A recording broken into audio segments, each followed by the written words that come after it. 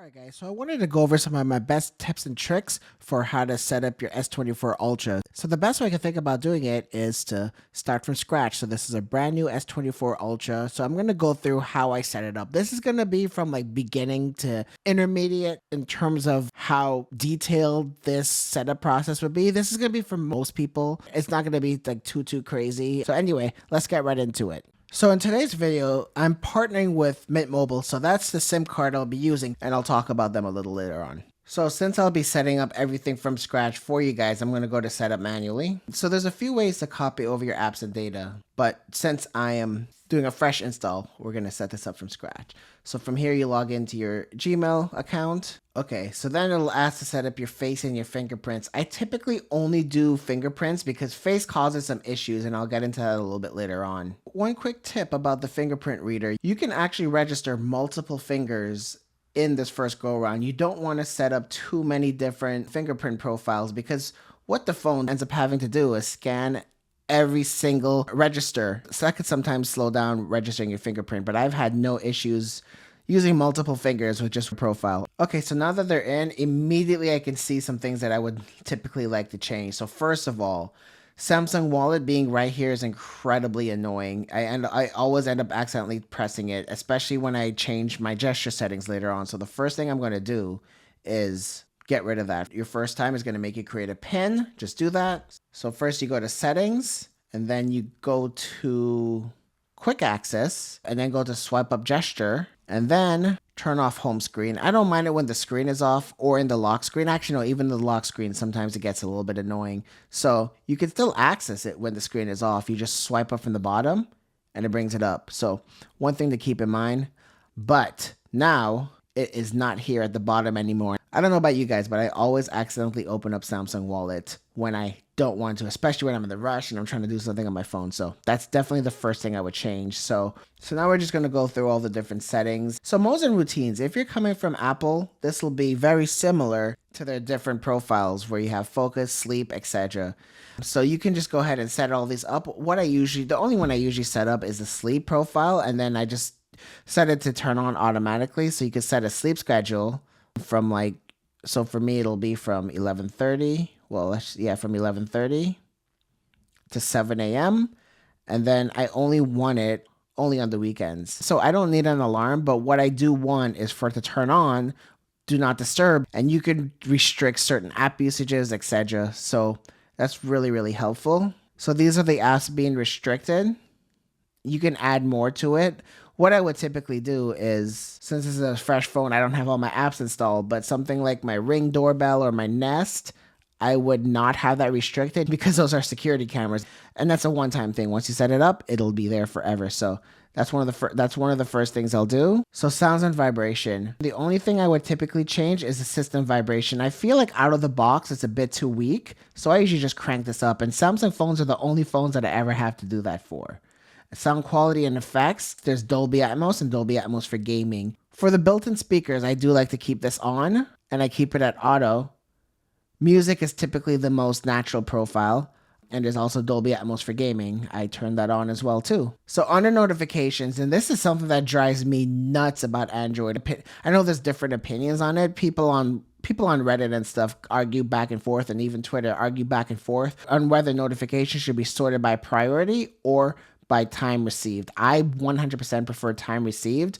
I always feel like the phone that doesn't really do a good job of deciding what's a priority or not. So I just do it by time. That's my personal preference, and that's my recommendation to you. So then display, I can probably do a full video just on this. So typically I would leave adaptive brightness on, but for the purposes of this video, I don't want the brightness to be fluctuating like crazy because it messes up my camera and all that stuff. So I'm just gonna leave it fixed for now.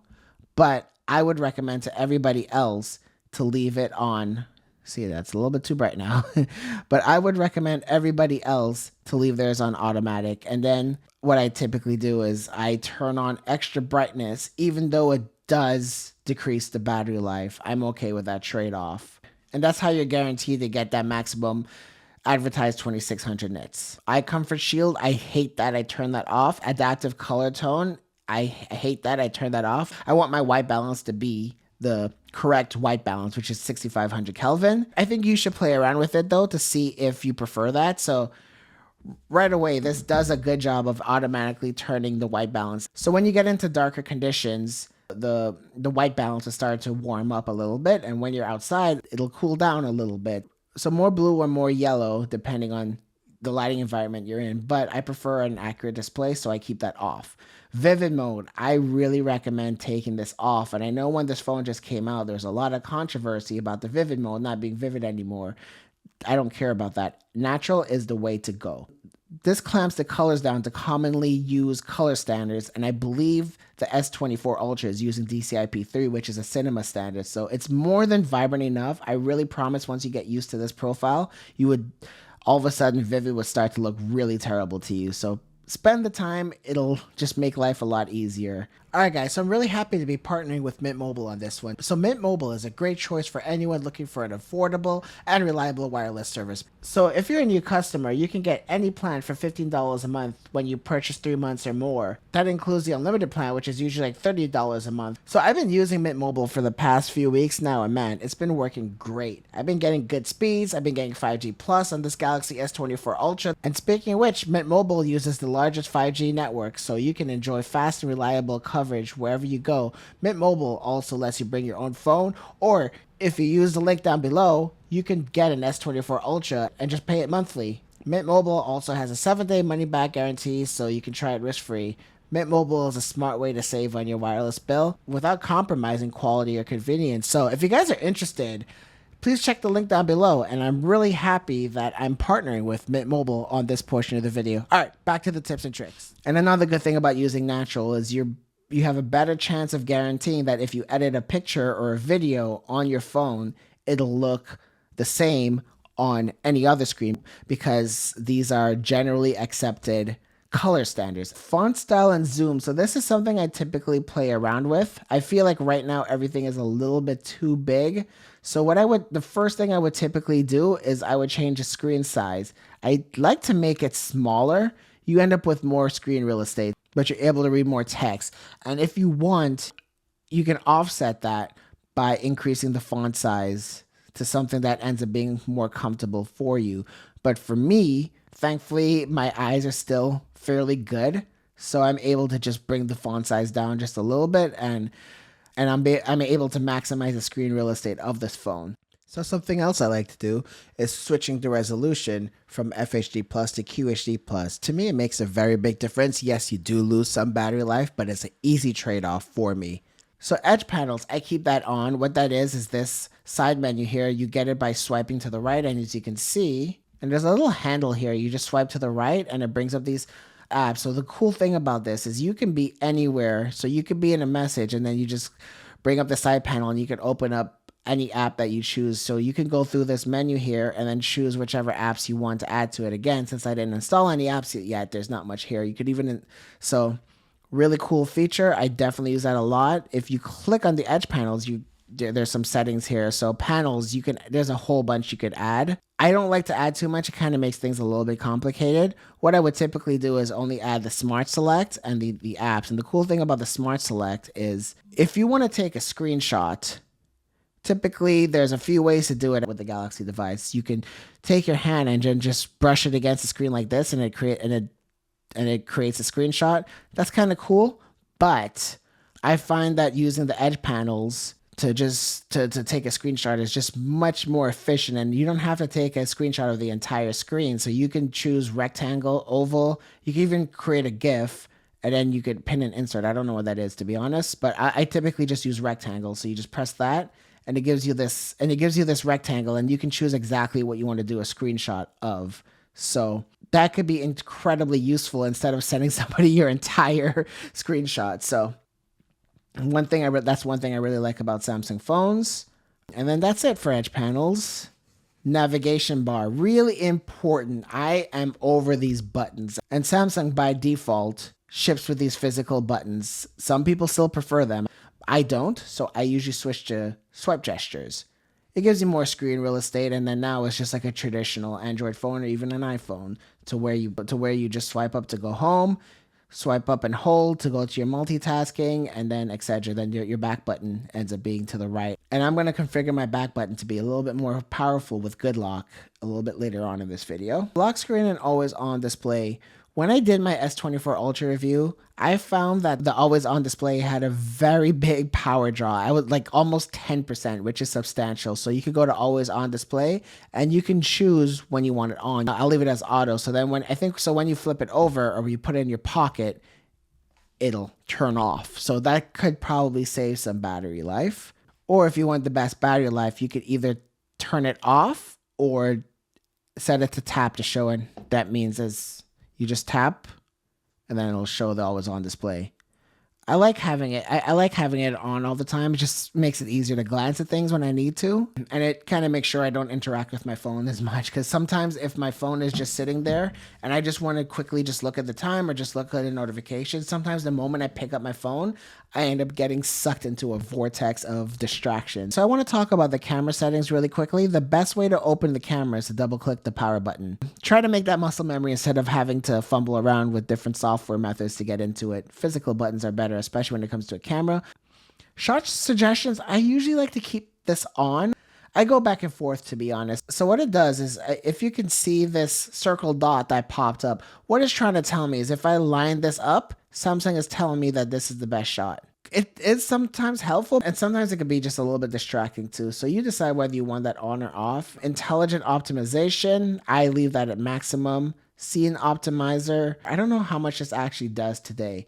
I feel like there are some times where Samsung phones are inconsistent with their photo taking, and especially since we're using AI. And even if you use AI now, it's not consistent. If you take like 4 or 5 shots, one shot might look completely different from the other one, even if they're taken like a few seconds apart. And I think a lot of this has to do with the scene optimizer, so I would take that off. High efficiency pictures, I leave this off for now because it doesn't play well with every single app out there. So I think that's just a personal preference, but you will save some storage if you turn that on. Video stabilization, I go back and forth with this. I can keep my hand fairly steady, but let me just show you what it does. So video stabilization is on right now, and I'm gonna try to hold the phone as steady as I possibly can. So when you go to video, do you see how much that punched in there? If you turn off video stabilization, you're not getting as much of a crop. So I'll take the same video, and that's the difference.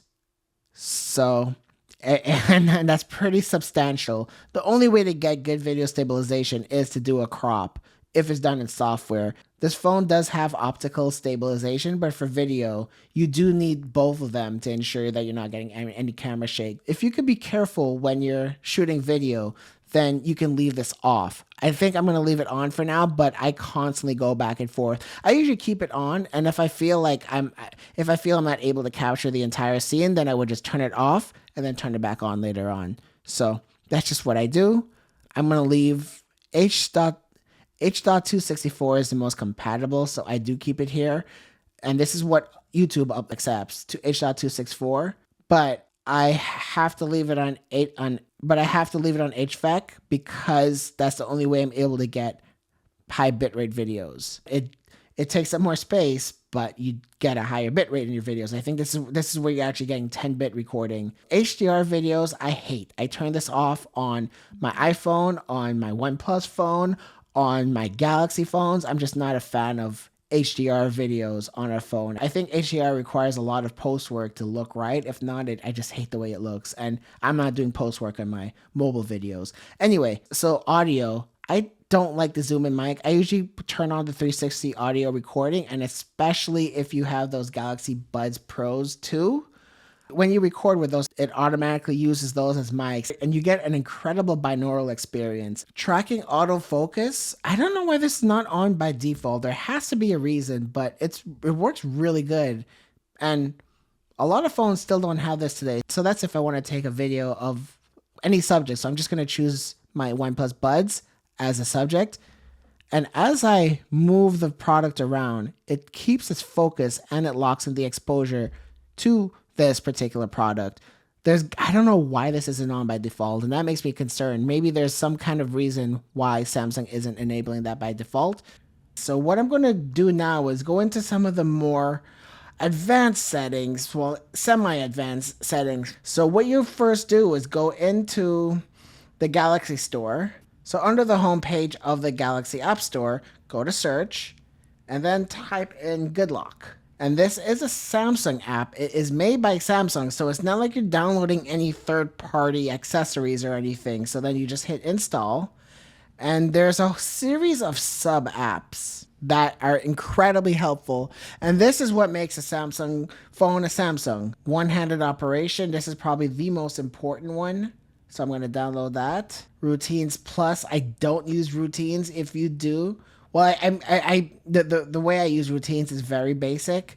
So if you do, feel free to play around with this. And then camera assistant. So we'll get some additional camera settings. Sound assistant, I don't need this. So there's actually there's only two I want to talk about for this video, and it's going to be the one-handed operation plus and the camera assistant. So let's look at camera assistant first. Quick tap shutter, this should be on by default. So what that does is it takes the picture when you tap on the button versus when your finger releases from the button.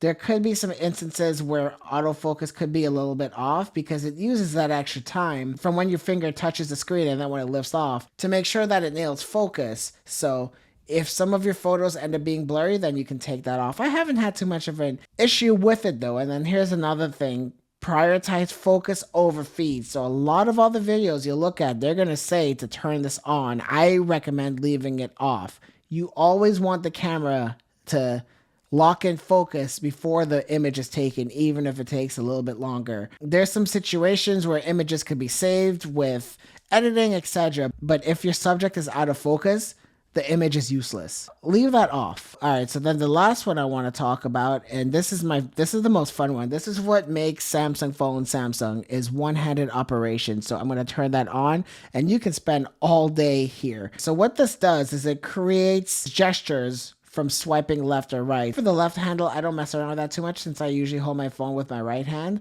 But for the right handle, you can change these. Swiping to the left, you want to keep that to the back key since that's the default. Diagonal up, you can change these to a whole bunch of different actions that can be performed by swiping up. Swiping up to me is a little bit more natural, so I don't really pay too much attention to what this action is. So for this instance, I'm going to just use Finder Search. So when I swipe up like that, I can just search for any app or anything that I want to open. So this is the fastest access you have to search over any other phone out there. So really useful. Diagonal down. So what I do sometimes, and I go back and forth, I sometimes like to keep this at home for the home key.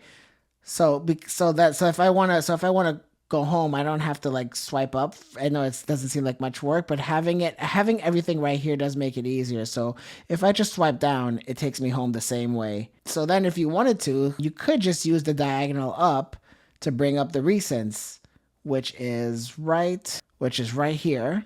So then when I swipe up, it brings up recents. Swipe back to go back, and then swipe down to go home. So you have a really easy way of accessing your phone. So that's something, I think once you spend some time getting that muscle memory down, this really improves the efficiency in how you use your phone. And this one app is what makes Samsung the best out there. So then back to the right handle, and you can also introduce a long swipe, which I do typically use. So so right now by default, it's set to quick tools, which is awesome. So this brings up something similar to iOS's control center here. Not as feature rich, but you can customize a lot of things here. So this is everything that you have enabled right now, and you could add more features to it. So right now it's at the maximum. So what are some things I don't do? So I don't use night mode. Flashlight is important. Screen off, I don't use. Taking a screenshot, I kind of showed some easy ways of doing that, so I don't need that. Screen timeout, I don't need that. So now we could go add or close apps. That's something else I don't ever do. So now we can just go to add, and there's a whole bunch of different stuff that you can add to this quick panel. So you can add the assistant app, and there could be a fast way to get to your default assistant app. So if I do that, and then this is the assistant button right here, which I don't think I set that up yet. Oh yeah. So right now, as you can see, it's bringing up Google or Gemini as they call it now. So really useful stuff. So, but then, thank you. But then you also still have access to Bixby right here, which I didn't talk about. And this was one of my favorite features, and I always do this as diagonal down. I change it to I usually change it to move screen. I mean, this is a large phone, no doubt about it. So reaching to the top, or sometimes if your finger's already at the top, going all the way down to the bottom could be a little bit different. So when you swipe down and hold, it brings this move screen function. And from right here, you can access the entire phone. And if you can see, there's like a little viewfinder at the top here. So that just indicates where the touch is going to land. So like if I want to go backwards, I just line up my thumb and it takes me back.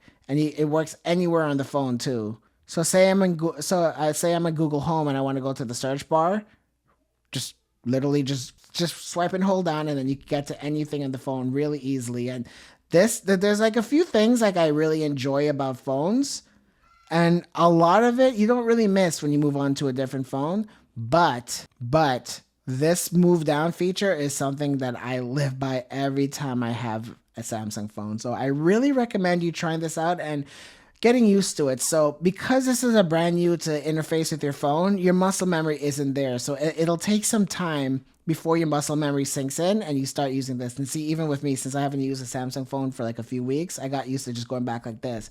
But what I do need to do is just get used to swiping up, and it's just much better way of interacting with your phone.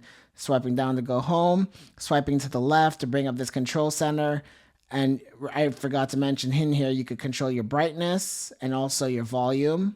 So and play pause, really, really useful. I feel like once you spend the time getting used to these features, it'll really make your life easier. So there's a whole bunch of other stuff I can talk about, and maybe I could do a round two if you guys want. But for this video, I just wanted to talk about the top things. If you guys liked it, leave a like, subscribe if you want to see more tips. But anyway, I'll see you guys in the next one. Thank you. Bye.